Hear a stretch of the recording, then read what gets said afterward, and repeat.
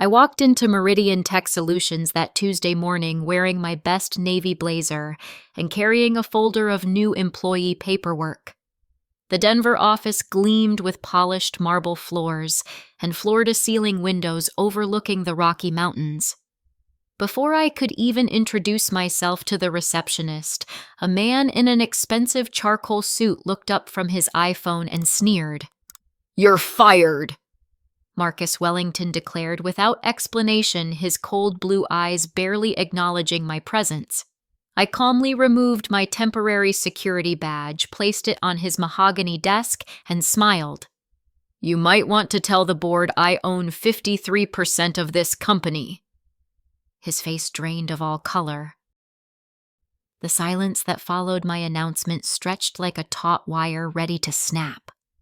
Marcus Wellington, the man who had just fired me on my first day, stared at me as if I had spoken in a foreign language. His fingers trembled slightly as he set down his phone, the arrogance melting from his features like ice under summer heat. "That's impossible," he whispered, his voice cracking on the second syllable. I opened my leather portfolio and withdrew a manila envelope thick with documents. 3 weeks ago, I received a call from Patricia Hoffman, an estate attorney in Colorado Springs. My grandmother Dorothy Meridian had passed away and left me something quite significant in her will. Marcus's face went from pale to ashen. "Dorothy Meridian, your grandfather's business partner," I confirmed, placing the first document on his desk. "The woman who helped start this company in 1978 with a 43% stake. Over 47 years of accumulated stock dividends, that share has grown to 53%. Marcus sank into his leather chair as if his legs had given out. I could see the wheels turning in his head, calculating the implications. His family had built their wealth assuming Dorothy had died without heirs, never bothering to transfer her shares or trace her lineage. I was working as a junior software developer at a startup in Austin when I got the call. I continued, my voice steady and professional.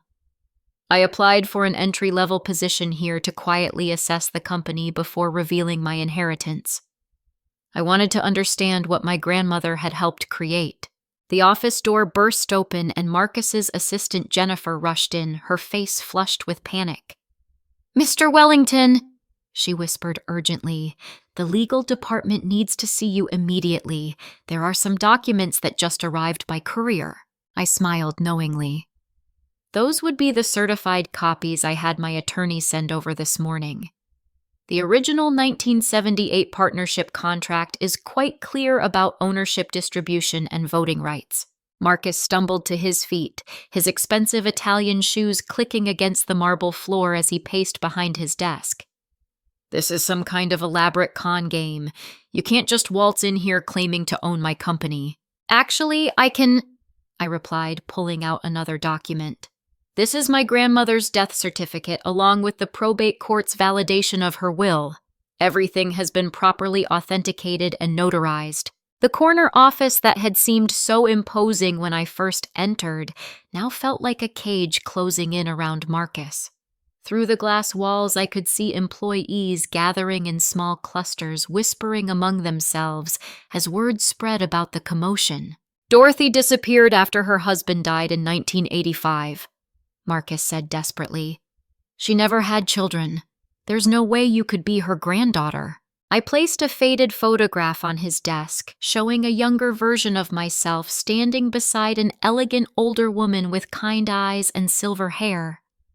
She had one daughter, my mother Sarah, who moved to Texas after college.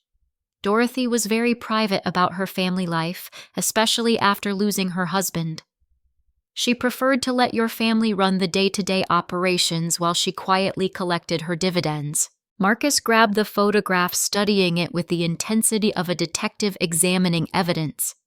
His hands shook as he compared my face to the woman in the picture, seeing the undeniable family resemblance in our matching green eyes and stubborn jawlines. "Even if this is true," he said, his voice rising with desperation, "you have no experience running a company. You're just a kid who writes code." "I'm 25 years old with a master's degree in computer science from the University of Texas," I corrected him. I've spent 3 years developing enterprise software solutions and studying corporate management. More importantly, I care about this company's legacy and the people who work here. Jennifer knocked hesitantly on the doorframe. Mr. Wellington, the board of directors has called an emergency meeting. They want to see you in the conference room immediately. I gathered my documents and stood smoothing my blazer. I'll see you in there, Marcus. We have a lot to discuss about the future of Meridian Tech Solutions. As I walked toward the door, I could hear Marcus frantically dialing his phone, probably calling his personal attorney. But it was too late. The truth was already spreading through the office like wildfire, and there was nothing he could do to stop it. The receptionist, a kind-looking woman named Helen, smiled at me nervously as I passed her desk. Miss, I hope everything is okay. We've never seen Mr. Wellington so upset. Everything is going to be fine, I assured her. Better than fine, actually. Change is coming to this company, and it's going to be positive change for everyone who works here. Behind me, I could hear Marcus shouting into his phone about lawyers and lawsuits, but his voice sounded hollow and defeated. The young man who had arrogantly fired me 20 minutes earlier was discovering that actions have consequences, and his reign of unchecked power was about to come to an end. The conference room buzzed with nervous energy as 5 board members assembled around the polished oak table. Margaret Thompson, the chief financial officer, sat rigid in her chair, her silver hair pulled back in a severe bun as she reviewed financial documents with laser focus. David Rodriguez, head of operations, drummed his fingers impatiently, while Sandra Walsh, the marketing director, whispered urgently into her cell phone about postponing afternoon appointments. Thomas Klein, the lead engineer, adjusted his wire-rimmed glasses as he pulled up company records on his laptop, while elderly board chairman Harold Pierce settled into his seat at the head of the table, his weathered hands folded carefully in front of him. Marcus burst through the glass doors like a man possessed, his usually pristine appearance disheveled, his tie askew. "This is ridiculous," he announced without preamble. "Some random woman walks into my office claiming to own half the company, and you call an emergency meeting." "Sit down, Marcus," Harold said quietly, his voice carrying the authority of a man who had spent 50 years in corporate boardrooms. "Let's hear what Miss Meridian has to say." I entered calmly, carrying my portfolio and a briefcase containing additional documentation. The board members studied me with a mixture of curiosity and skepticism as I took the empty chair across from Marcus. "Ladies and gentlemen," I began.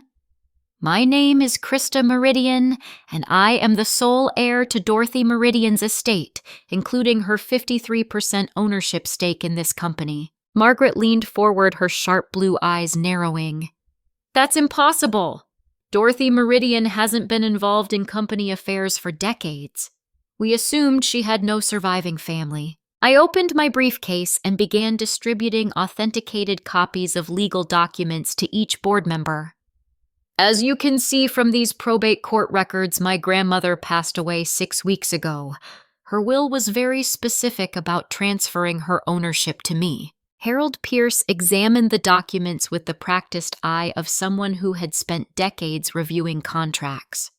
His face grew increasingly grave as he read through the partnership agreement from 1978. "My God," he whispered. "I remember Dorothy. She was brilliant, absolutely brilliant. She designed some of our earliest software protocols before personal computers were even common." Thomas looked up from his laptop screen, his face pale. "According to our corporate records, Dorothy Meridian's shares were never transferred or dissolved. They've been accumulating dividends for 47 years. Sandra set down her phone and picked up the inheritance documents. "These look legitimate. The notarization, the court seals, everything appears to be in order." David Rodriguez stood up abruptly, his face flushed with anger. "Wait just a minute. Marcus, didn't you tell us last quarter that the company was struggling financially? How do we explain missing this massive ownership stake?" Marcus shifted uncomfortably in his chair, loosening his tie. "The company is doing fine. We've had some temporary cash flow issues, but nothing serious. Margaret pulled out a thick folder from her briefcase and slammed it on the table.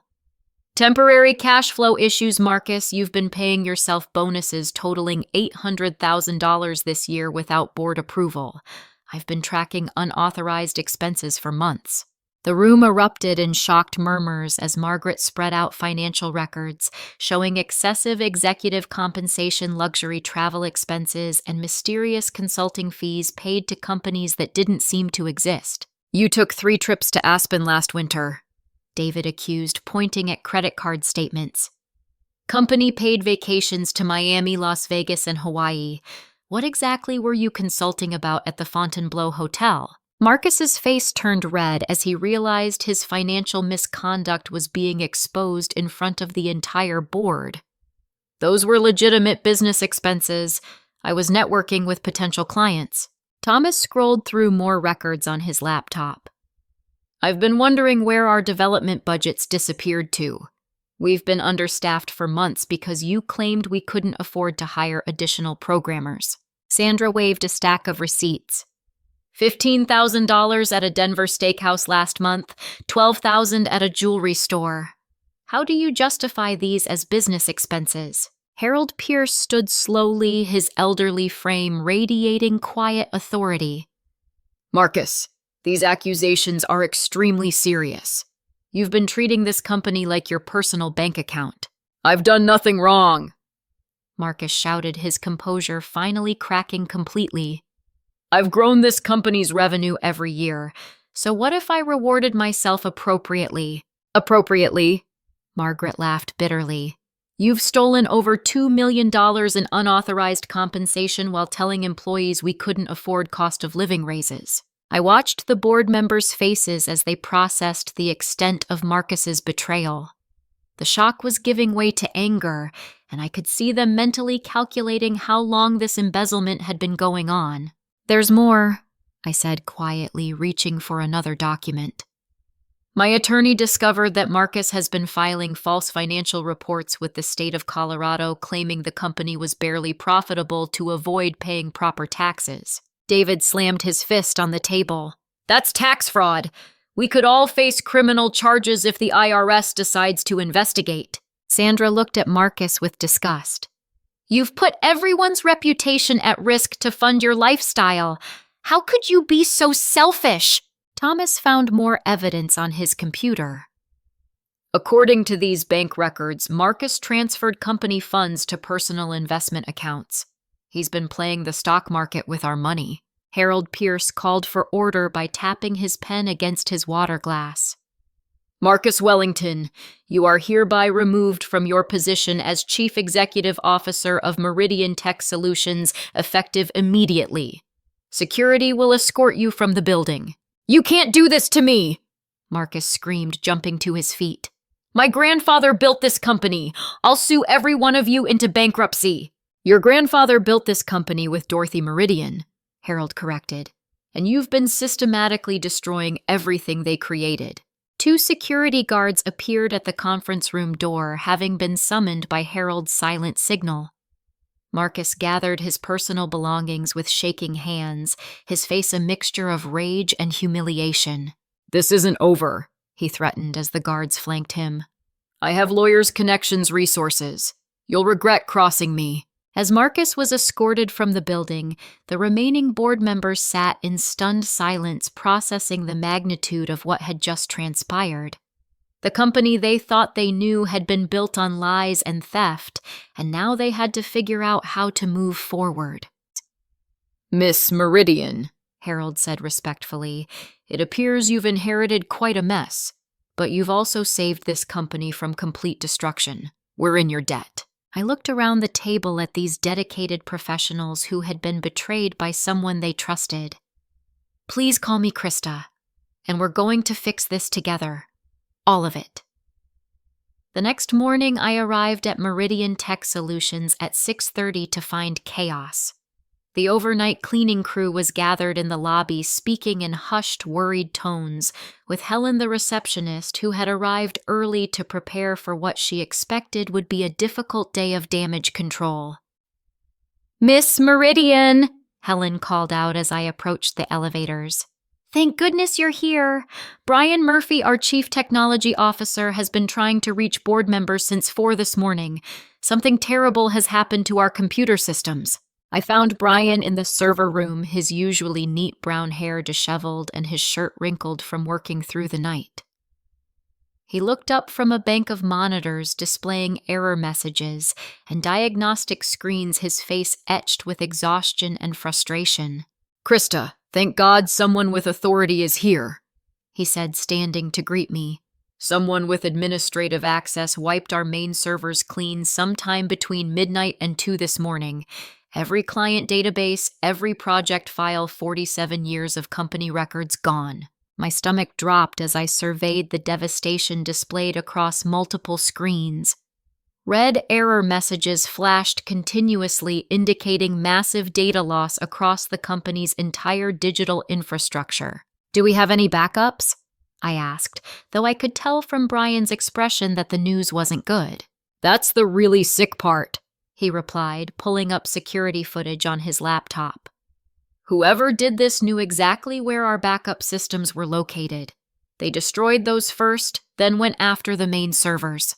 The security video showed 2 figures in dark clothing and baseball caps entering the building through a side entrance at 11:47 the previous evening.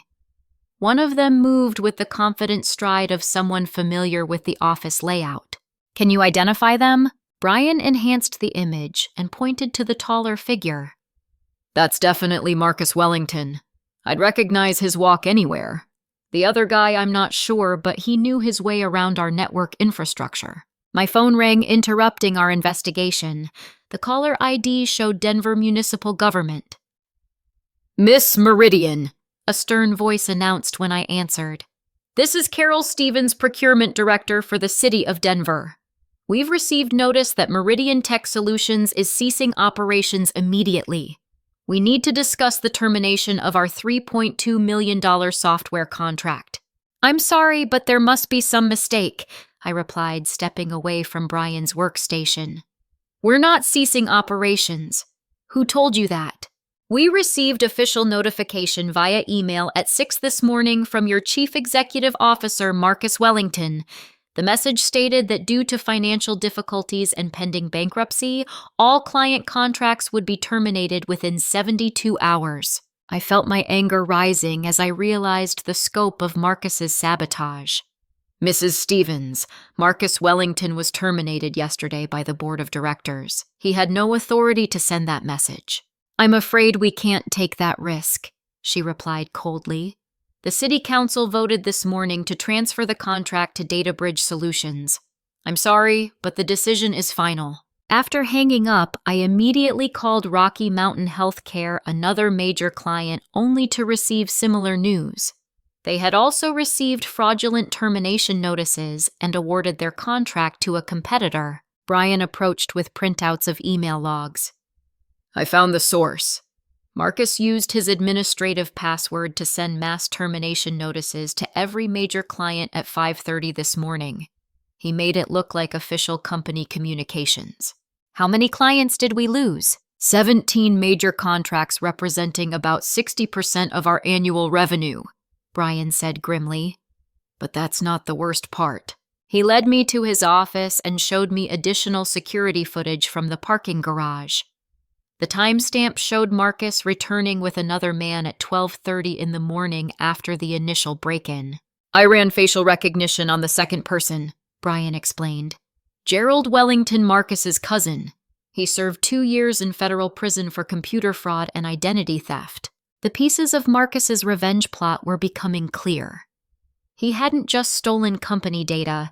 He had systematically destroyed our client relationships and recruited a convicted criminal to help him do it. "There's more bad news," Brian continued, pulling up financial records. "I checked our accounts this morning. Marcus transferred $800,000 to offshore accounts in the Cayman Islands yesterday afternoon, just hours after the board meeting." I sank into a chair, overwhelmed by the magnitude of Marcus's betrayal. He hadn't just embezzled funds, He had planned a scorched earth campaign to destroy everything my grandmother had helped build. "Wait," I said, remembering something from my conversations with the estate attorney. My grandmother was paranoid about data security. She insisted on off-site backup systems that most people didn't know about. Brian's eyes lit up with hope. "Are you serious? Where?"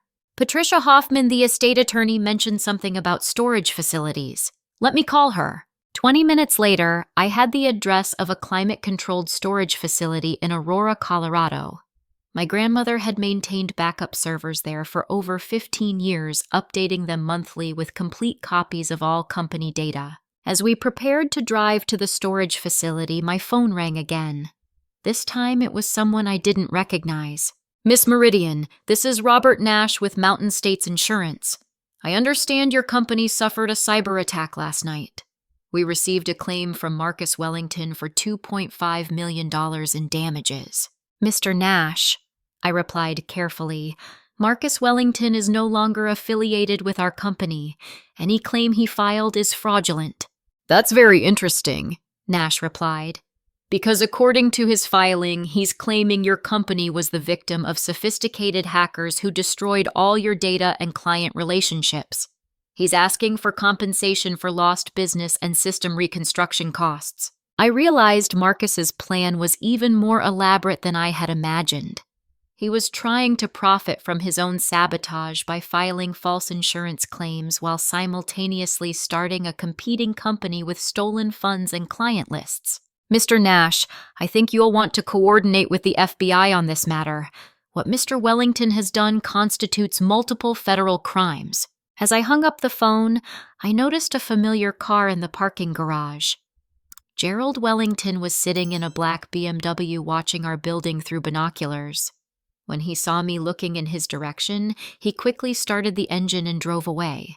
"Brian," I said urgently, "we need to contact law enforcement immediately. This isn't just corporate sabotage, it's organized crime."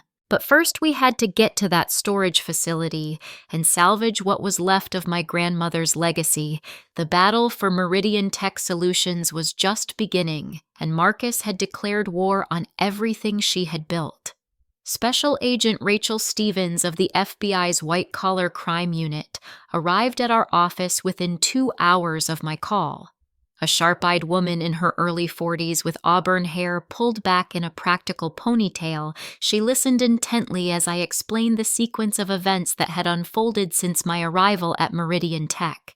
"Mr. Wellington's activities fit a pattern we've been investigating for the past 8 months. Agent Stevens explained, spreading photographs and documents across the conference table.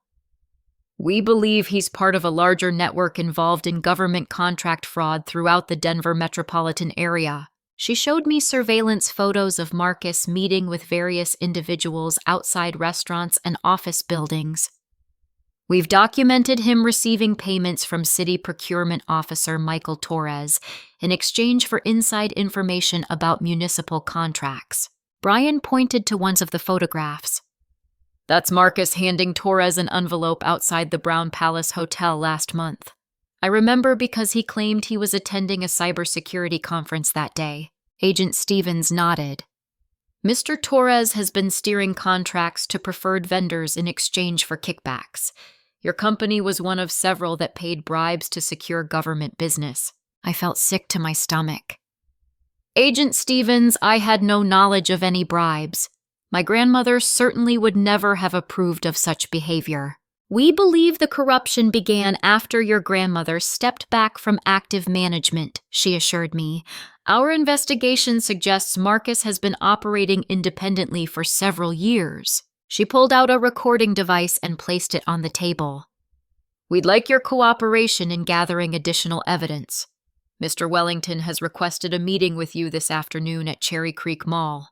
We believe he's going to attempt extortion or blackmail." "What exactly would you need me to do?" "Wear a recording device and try to get him to admit to his crimes on tape. We'll have agents positioned throughout the mall to ensure your safety." 2 hours later, I sat in my car in the parking lot of Cherry Creek Shopping Center, a small recording device taped to my chest beneath my blouse.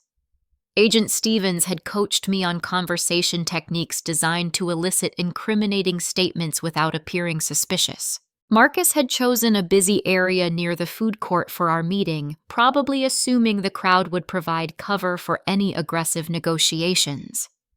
I spotted him immediately sitting at a table with two other men who looked distinctly uncomfortable in their expensive suits. As I approached, I recognized one of them as Gregory Hamilton, a prominent Denver attorney known for representing wealthy defendants in criminal cases. The other man was older with military bearing and watchful eyes that never stopped scanning the surrounding area. "Krista," Marcus said with false warmth, standing to greet me, "thank you for agreeing to meet. I think we can resolve this situation to everyone's satisfaction." "Marcus, you've committed multiple felonies," I replied, sitting across from him. "There's nothing to negotiate." Gregory Hamilton leaned forward, his silver hair catching the mall's overhead lighting. "Miss Meridian, my client is prepared to offer you a very generous settlement. You sign over your claimed shares for $1, and we forget about any alleged irregularities in the company's financial management." "Alleged irregularities," I laughed. "You mean the embezzlement, the computer sabotage, and the insurance fraud?" Marcus's face darkened, and his carefully maintained composure began to slip. "You have no idea what you're dealing with, little girl. I have connections in this city that go back 3 generations. I can make your life very difficult." The third man, whom I now realized was some kind of private security, spoke for the first time. "Mr. Wellington, perhaps we should discuss this more privately." "No, Nick," Marcus snapped. "She needs to understand her situation." He pulled out his phone and showed me several photographs that made my blood run cold.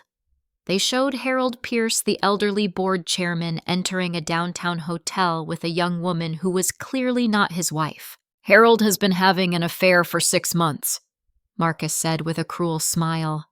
"His wife of 45 years has no idea. Neither do his grandchildren or his church congregation.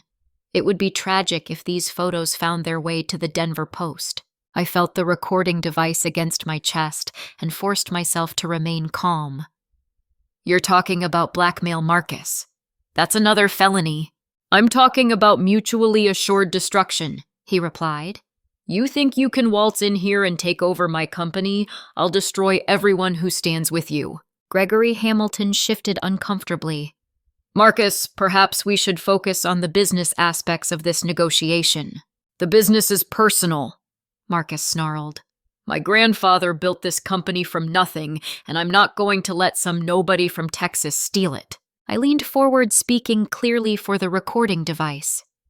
"So, you admit that you've been embezzling funds to maintain your lifestyle, and that you hired your cousin to sabotage the computer systems." Marcus's eyes blazed with anger. "I took what was mine. Every dollar I spent was an investment in growing the company. And Gerald just helped me protect our intellectual property from falling into the wrong hands. By destroying client databases and filing fraudulent insurance claims, by doing whatever was necessary," Marcus shot back. "You think running a company is some kind of fairy tale? Sometimes you have to get your hands dirty." Nick Patterson, the security guard, suddenly tensed and began scanning the crowd more intensively. "Mr. Wellington, I think we have a problem. There are too many people here who look like law enforcement." Marcus followed Nick's gaze and spotted 2 men in casual clothing who were clearly FBI agents trying to blend in with shopping families. "You set me up," he whispered, his face turning white. "You set yourself up," I replied, standing from the table. "Every crime you committed, every lie you told, every person you betrayed." Gregory Hamilton was already gathering his briefcase and backing away from the table. "Marcus, I cannot represent you if you've involved me in ongoing criminal activity." "Gregory, you spineless coward," Marcus shouted, jumping to his feet.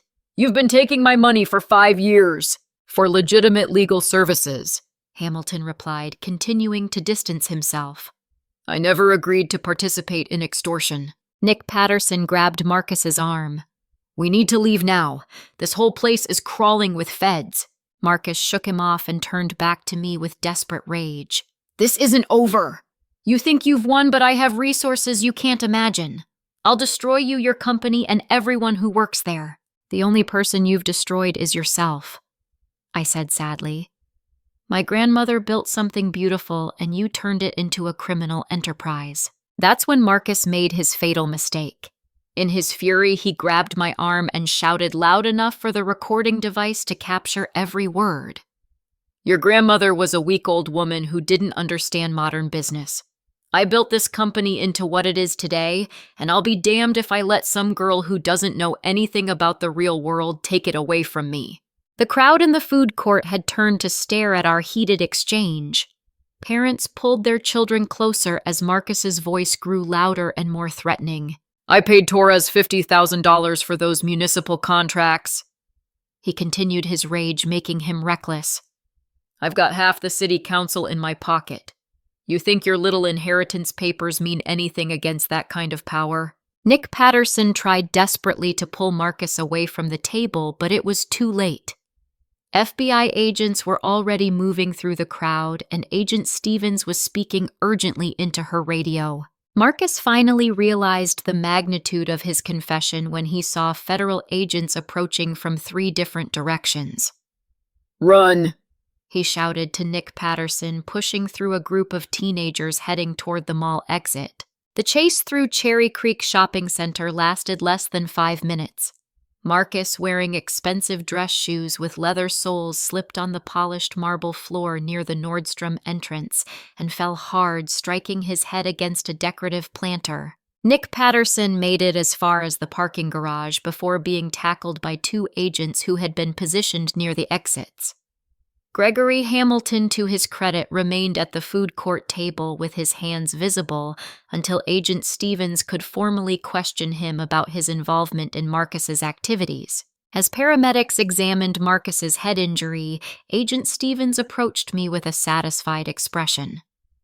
Miss Meridian, that recording is going to be crucial evidence in multiple prosecutions. Mr. Wellington just confessed to bribery, extortion, and conspiracy charges. I watched as Marcus was loaded into an ambulance. His dreams of maintaining control of Meridian Tech Solutions finally shattered by his own arrogance and greed. The man who had fired me less than 48 hours earlier was now facing decades in federal prison. Agent Stevens, I said, removing the recording device from beneath my blouse. What happens next? We execute search warrants on Mr. Wellington's properties and bank accounts, she replied, and we work with you to recover whatever assets can be returned to your company and its employees. As I drove back to the office, I thought about my grandmother Dorothy and the values she had tried to instill in the company she helped create. Marcus had corrupted those values, but now there was a chance to restore them.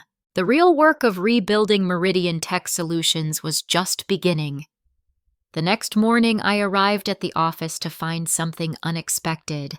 The parking lot was completely full, and employees were gathered in small groups throughout the lobby, talking animatedly among themselves.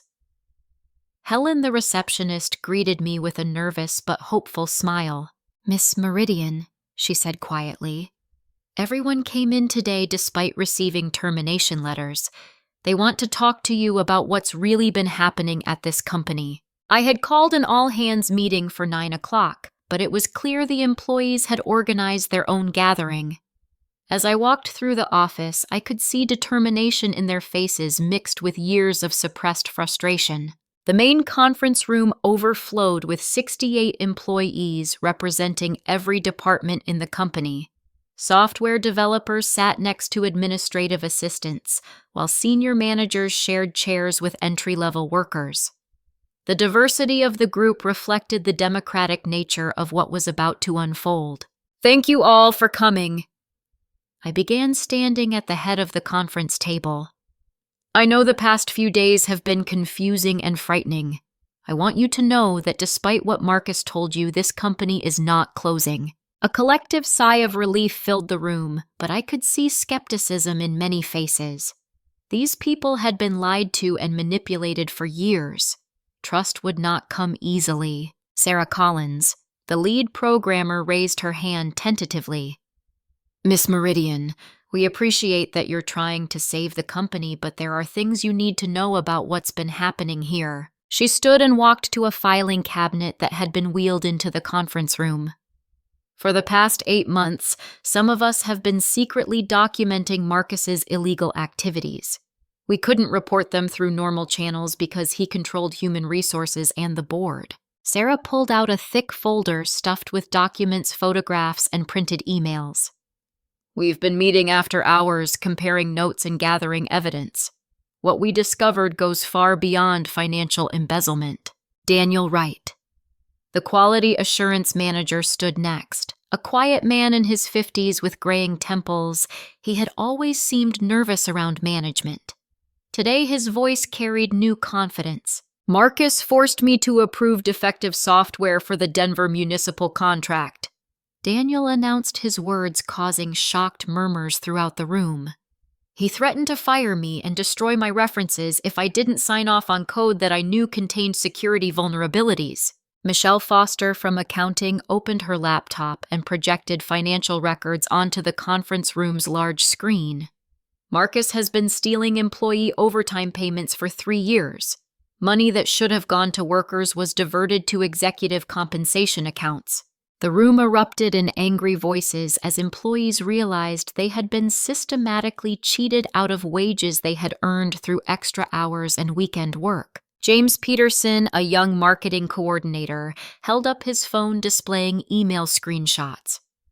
I was ordered to create false advertising claims about our software capabilities. Marcus told me to promise features that didn't exist to win contracts we couldn't fulfill. Laura Martinez, a human resources specialist who had been marginalized by Marcus's direct control of personnel decisions, stood with tears in her eyes. He buried sexual harassment complaints from 3 female employees. When they tried to file formal reports, Marcus destroyed their documentation and transferred them to different departments. The revelations came faster now, as if years of suppressed truth were finally bursting free. Carlos Mendoza, a senior developer with 15 years at the company, revealed that Marcus had sold proprietary source code to Chinese competitors for over $200,000. He told me it was for international licensing agreements. Carlos explained, his voice heavy with betrayal. I trusted him when he said the code transfers were legal business transactions. Nancy Powell, Marcus's former administrative assistant, produced a small digital recorder. I've been secretly recording his phone conversations for 6 months after I discovered he was planning to blame the company's financial problems on employee theft. She played several audio clips of Marcus discussing how to frame specific workers for embezzlement they hadn't committed. The room fell silent as they heard his voice plotting to destroy the lives of people who had worked faithfully for the company. Ryan Brooks, the customer service manager, showed emails where Marcus had deliberately sabotaged client relationships to justify massive layoffs. He was planning to fire 80% of the workforce and claim it was due to lost contracts. Then he was going to rehire everyone at lower salaries with reduced benefits. Emily Stewart, a project manager who had always been considered one of Marcus's supporters, revealed the most shocking evidence yet. Marcus embezzled funds meant for employee health insurance. 43 families think they have medical coverage, but their policies were canceled 6 months ago when he stopped making premium payments. The conference room fell deadly silent as the implications sank in. Employees with sick family members' ongoing medical treatments and prescription medications suddenly realized they had no insurance coverage. My daughter has type 1 diabetes, whispered Tom Miller, a network administrator. Her insulin costs $800 a month without insurance. My wife is undergoing chemotherapy, added Patricia Luna from technical support. We've been using our supposed coverage for treatment that's costing thousands of dollars. I felt overwhelming anger at Marcus's callous disregard for the people whose work had built his wealth. These weren't just employees to him. They were victims he was willing to sacrifice for his personal gain. There's more. Emily continued, her voice shaking with emotion. Marcus created a secret plan to declare bankruptcy while transferring company assets to a new corporation he established in Nevada. He was going to leave all of you without jobs, health insurance, or final paychecks while he started over with stolen resources. The employees began talking among themselves, sharing additional stories of Marcus's abuse and manipulation. It became clear that almost everyone had experienced some form of mistreatment, but had been too afraid to speak out individually. Why didn't anyone report this to the authorities? I asked, though I suspected I knew the answer. He had too much power, Sarah explained. Marcus had connections with city officials, the police, and business leaders throughout Denver. Several people tried to file complaints, but they were ignored or buried. Plus, he threatened us, added Daniel. Marcus made it clear that anyone who crossed him would be fired without references and blacklisted throughout the industry. I stood before this group of dedicated professionals who had been systematically abused by someone they had trusted with their careers and families.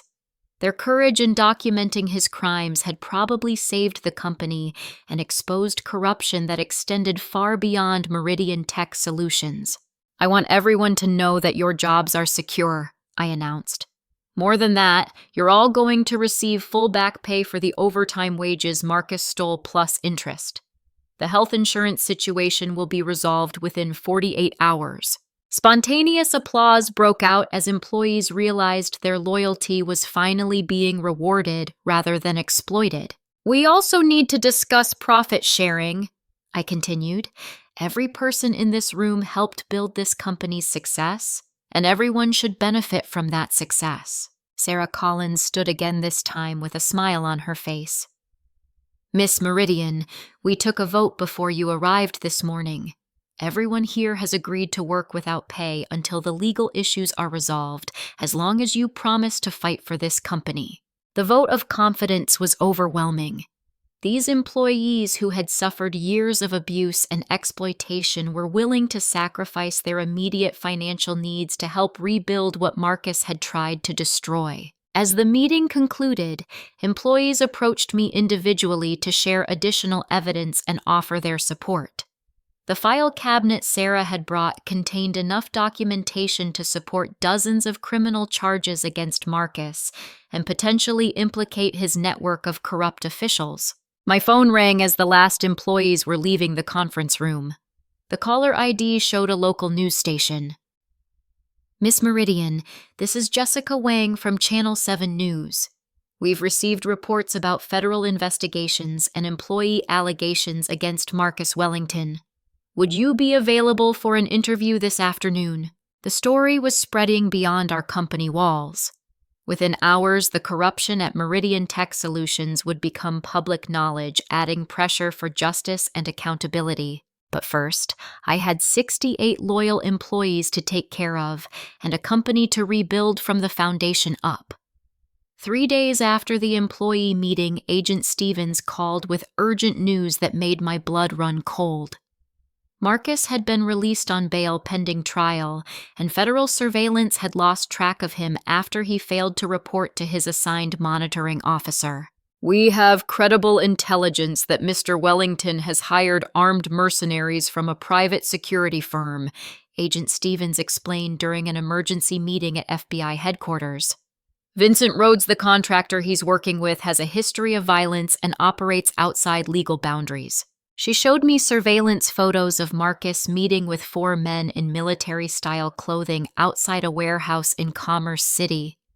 The images were grainy, but I could see assault weapons and tactical gear being loaded into black SUVs. Agent Stevens, what exactly are you telling me? Mr. Wellington appears to be planning some kind of armed assault on your company's offices. She replied grimly. We believe he intends to destroy remaining evidence and potentially harm employees who have testified against him. The thought of Marcus bringing violence to the workplace where 68 innocent people came to work every day filled me with protective rage. These employees had already suffered enough at his hands. What do you need me to do? First, we need to evacuate all personnel from the building immediately, Agent Stevens said. Second, we want to set up a controlled scenario where we can gather additional evidence while ensuring everyone's safety.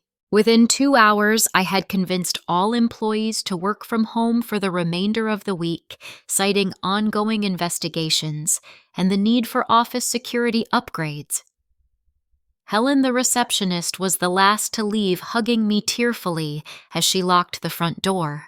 Denver Police SWAT Team Commander Lieutenant Mike Patterson positioned officers throughout the building and surrounding area, while FBI technical specialists installed additional surveillance cameras and recording equipment. The plan was to allow Marcus and his mercenaries to enter the building, document their criminal activities, and arrest them before anyone could be harmed. "Miss Meridian," Lieutenant Patterson explained, "you'll be in a safe location 3 blocks away until we give the all clear. Under no circumstances should you return to the building." As darkness fell over downtown Denver, I sat in the back of an FBI surveillance van, watching thermal imaging displays that showed heat signatures moving around our office building. Marcus's team had disabled the main security system, but they didn't know about the federal monitoring equipment.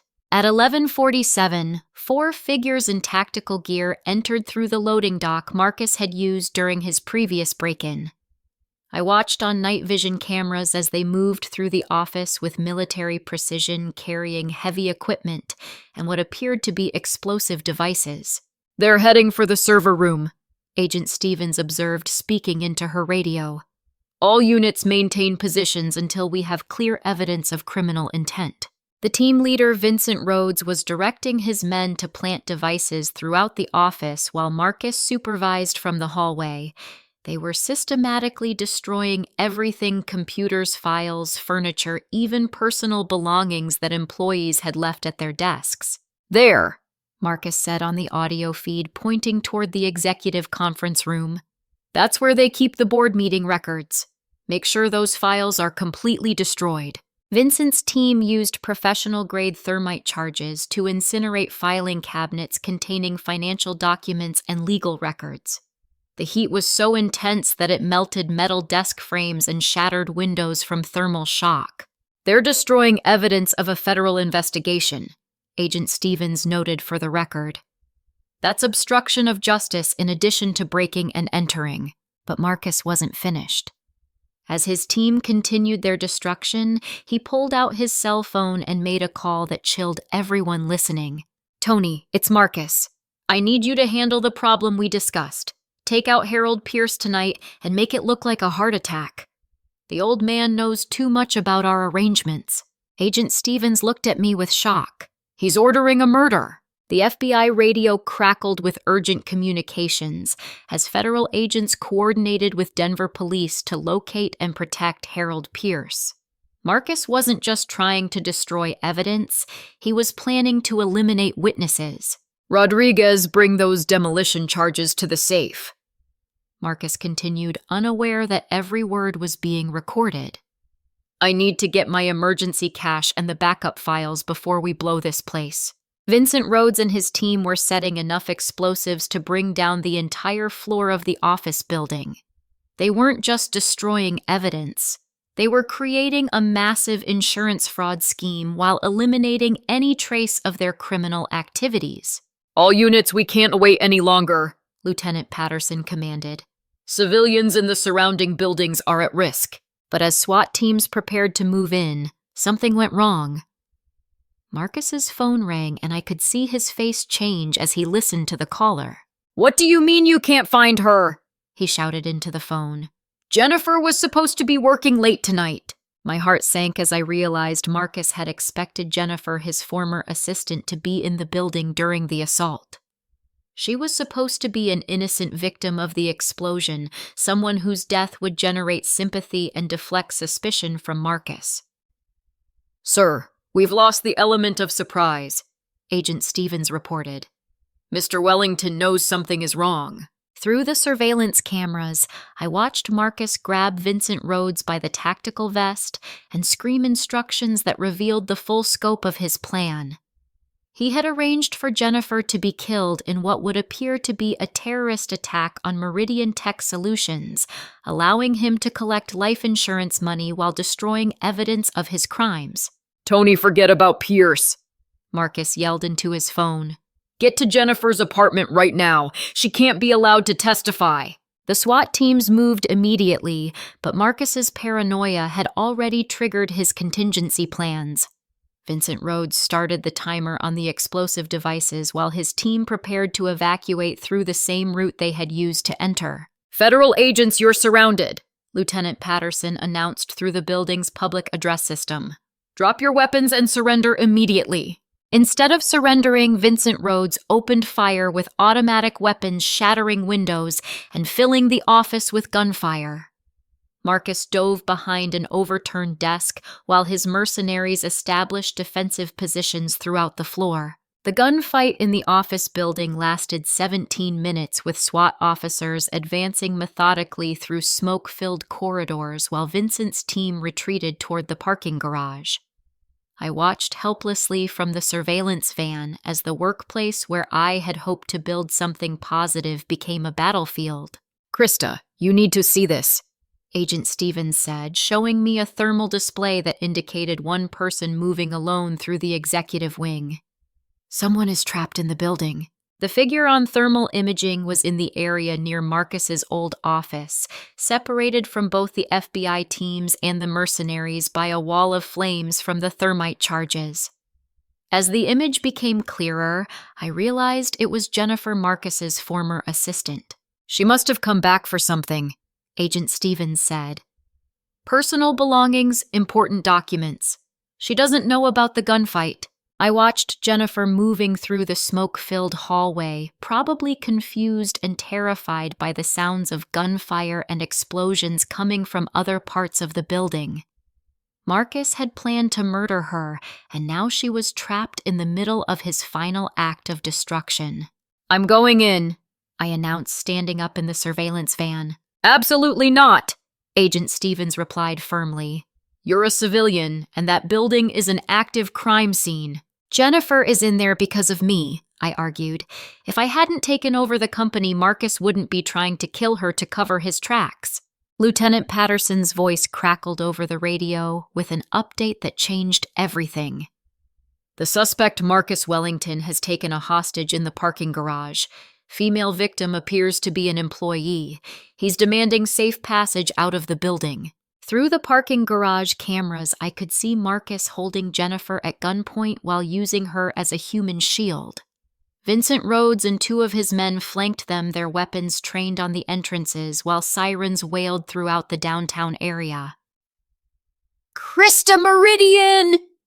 Marcus shouted, his voice echoing through the concrete garage. "I know you're out there somewhere. Come down here and face me, or this woman dies." Agent Stevens grabbed my arm as I moved toward the van door. "He's desperate and armed. This is exactly what he wants. Jennifer doesn't deserve to die for my grandmother's company," I replied.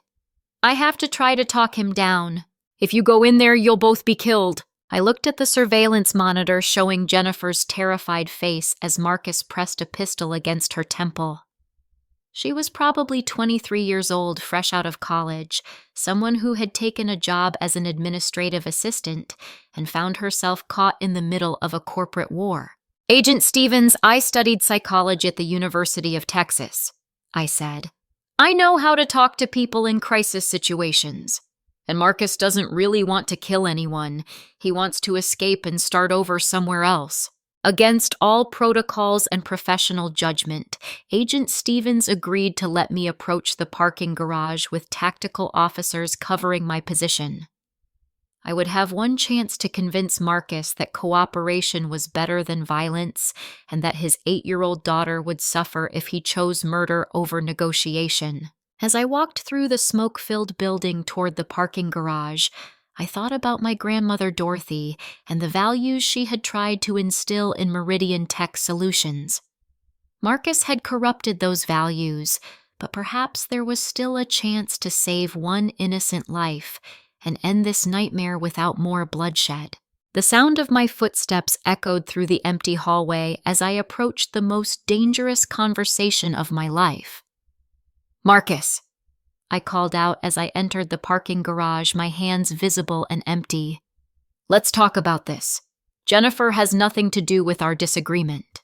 Marcus stood behind a concrete pillar using Jennifer as a shield, while Vincent Rhodes and his remaining mercenaries maintained defensive positions between parked cars.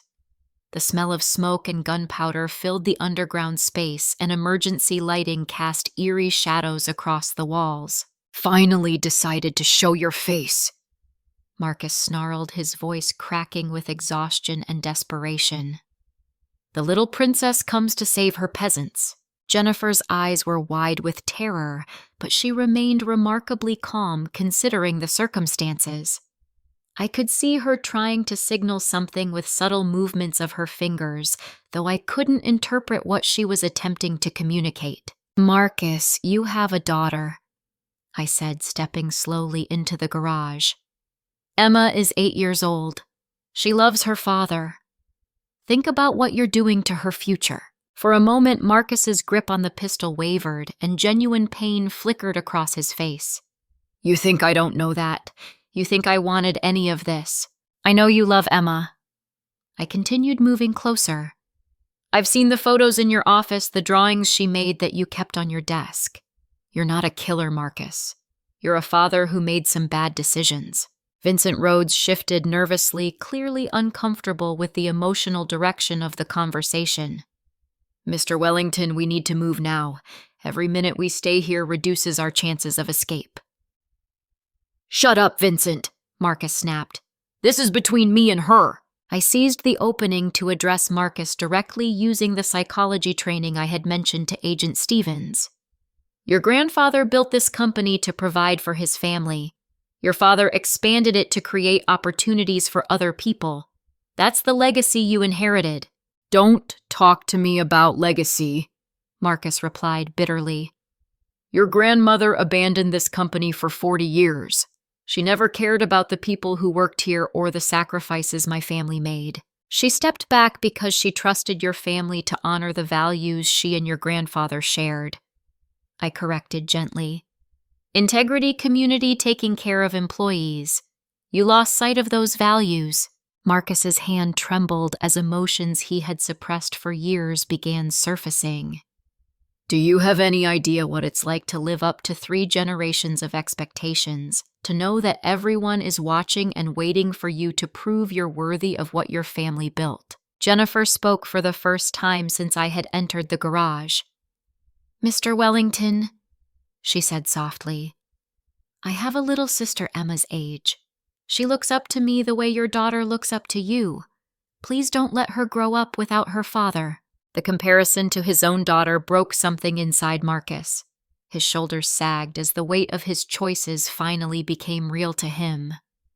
I never meant for it to go this far, he whispered. It started with just small things taking a little extra here and there.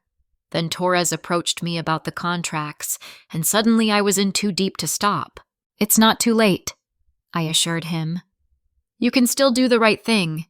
Let Jennifer go and we'll work together to make sure Emma is protected from the consequences of your decisions. Vincent Rhodes raised his weapon, apparently deciding that negotiation was taking too long. Mr. Wellington, either we leave now with both hostages or we eliminate them and fight our way out. That's when Jennifer made her move. Using self-defense techniques she had apparently learned somewhere, she suddenly dropped to the ground and rolled away from Marcus, leaving him exposed and off balance. Jennifer, stay down! I shouted, diving behind a parked car as Vincent opened fire. The final gunfight lasted only minutes. SWAT officers who had been positioned throughout the garage moved with precision to neutralize Vincent Rhodes and his 2 remaining mercenaries. Marcus, realizing his situation was hopeless, dropped his weapon and surrendered without further resistance. As federal agents arrested Marcus and his accomplices, I found Jennifer sitting behind a concrete barrier, shaken but unharmed. Thank you, she said simply, accepting a blanket from one of the paramedics. You saved yourself, I replied. That was incredibly brave. Agent Stevens approached as the crime scene was being secured. "Miss Meridian, this investigation has uncovered corruption involving 12 city officials, 6 private contractors, and estimated theft totaling over $8 million. Mr. Wellington's cooperation could significantly reduce his sentence." 6 months later, I stood in the newly renovated headquarters of Meridian Tech Solutions, watching 150 employees collaborate on projects that would benefit communities throughout Colorado. The morning sun streamed through floor-to-ceiling windows that had been repaired after the attack, casting warm light across an open office design that encouraged teamwork and innovation. Marcus Wellington had received a 15-year federal sentence for racketeering, fraud, and conspiracy charges. His cooperation had led to the prosecution of corrupt officials and the recovery of millions in stolen funds, which had been returned to defrauded taxpayers and employees. "Miss Meridian," Brian Murphy called from across the office where he was reviewing code with a team of software engineers. "The cybersecurity contract with the Department of Homeland Security just came through. We're officially the primary vendor for federal data protection throughout the western states." I smiled, remembering how my grandmother Dorothy had always believed that technology should serve the greater good. The company she had helped create was finally fulfilling that vision under honest leadership. Margaret Thompson, now our chief financial officer, had implemented profit-sharing programs that gave every employee equity stakes in company success. The janitors, administrative assistants, and entry-level programmers all received quarterly bonuses based on overall performance, creating a culture where everyone benefited from collective achievement. Harold Pierce, despite the embarrassment of Marcus's blackmail attempts, had remained as board chairman and become an invaluable mentor.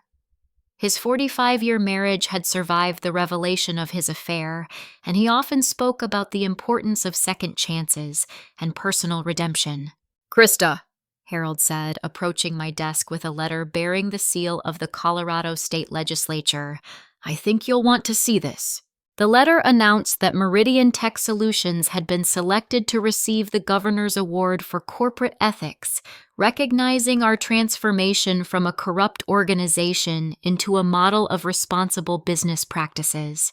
The Dorothy Meridian Foundation, which I had established using recovered funds from Marcus's criminal activities, had awarded scholarships to 38 women pursuing degrees in computer science and engineering. Recipients included Jennifer Marcus's former assistant, who had returned to school to study nonprofit management, with plans to help other women escape abusive workplace situations. "Krista, you have a call on line 3, Helen announced from the reception desk. "It's Alex Morrison from the forensic accounting team." Alex had been hired to help unravel the financial complexity of Marcus's crimes, but our professional relationship had gradually evolved into something more personal. His integrity and dedication to justice reminded me daily that there were good people in the world willing to fight for what was right. "Are we still on for dinner tonight?" he asked when I picked up the phone. "Absolutely," I replied, looking at the engagement ring that had been delivered to my office that morning, along with a bouquet of flowers and a note asking me to spend my life building something beautiful together. The employees around me were focused on their work, but I could hear laughter and conversation throughout the office. These were people who had been abused and exploited, who had risked their careers to expose corruption, and who had chosen to fight for their company when abandoning it would have been easier. "Attention, everyone!" I announced, standing on a chair so the entire floor could hear me. "I want to thank you all for making Meridian Tech Solutions into something our founder would be proud of. Dorothy Meridian believed that business success should benefit entire communities, not just corporate executives." Spontaneous applause filled the office as employees reflected on how far they had traveled from the dark days of Marcus's leadership to the current culture of transparency and mutual respect. FBI agent Rachel Stevens stopped by later that afternoon to provide updates on related prosecutions and to congratulate the company on its remarkable transformation. "I've been investigating white-collar crime for 15 years," she said, "and I've never seen an organization recover from corruption as completely as this one has." As the workday ended and employees headed home to their families, I remained in the office for a few minutes thinking about the journey that had brought me to this moment. My grandmother's legacy lived on not just in the company's financial success, but in the lives of people who had found dignity and purpose through meaningful work. The city of Denver sparkled beyond the windows as the sun set behind the Rocky Mountains. Somewhere in federal prison, Marcus Wellington was probably reflecting on the choices that had cost him his freedom, his family, and his reputation. I hoped he was using his time to understand how corruption destroys not just businesses, but the lives of everyone it touches. My phone buzzed with a text message from Emma Wellington, Marcus's daughter, whom I had been mentoring through the Dorothy Meridian Foundation's youth program. "Miss Krista, I got an A on my science project about renewable energy. Thank you for helping me believe I can make a difference in the world." Children like Emma represented the future that businesses like ours were supposed to create opportunities for young people to build careers based on talent and hard work rather than corruption and exploitation. As I locked the office and headed to dinner with Alex, I thought about the question that had driven my grandmother throughout her business career. How can we use our success to make the world better for the next generation? At Meridian Tech Solutions, we were answering that question every day through ethical business practices, community investment, and the simple belief that treating people with dignity and respect was not just morally right, but economically smart. The transformation was complete, but the real work of building something lasting and meaningful was just beginning. I want to ask you something. Have you ever witnessed corruption in your workplace or community? What do you think gives ordinary people the courage to stand up against powerful individuals who abuse their authority? Please share your thoughts in the comments below. If this story resonated with you, please hit the like button, subscribe for more stories about justice and redemption, and share this with someone who believes in the power of integrity over corruption. Thank you for joining me on this journey from betrayal to triumph. Remember that every person has the power to choose between right and wrong, and those choices echo through generations. May you always find the strength to stand up for what you believe in, even when the odds seem impossible.